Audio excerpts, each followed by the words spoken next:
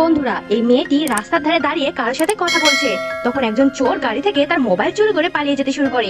কিন্তু চোরটি জানে না যে মেয়েটি তার বাবার সাথে কথা বলছে।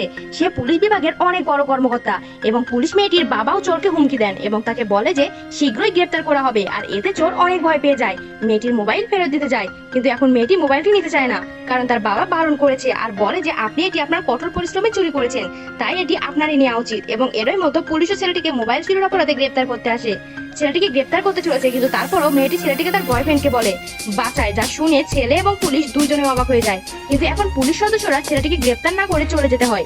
এরপর মেয়েটি ছেলেটিকে তার জীবনের কথা বলে আর তার বাড়িতে রাতের খাবারের জন্য নিয়ে আসে, কিন্তু ছেলেটি অস্বীকার করে। আর তখন মেয়েটি ছেলেটিকে বলে সে যদি রাতের খাবার খেতে না আসে তবে যে যাবতীয় কর্মকাণ্ড পুলিশকে বলে দেবে, যার কারণে ছেলেটি না চাইলেও মেয়েটির বাড়িতে রাতের খাবার খেতে হয়। আর সেখানে মেয়েটি তার বাবাকে বলে সে অতীতে এই চোরের সাথে ছিল এবং সে কয়েক মাসের মধ্যেই এর সন্তানের জন্ম দিতে চলেছে।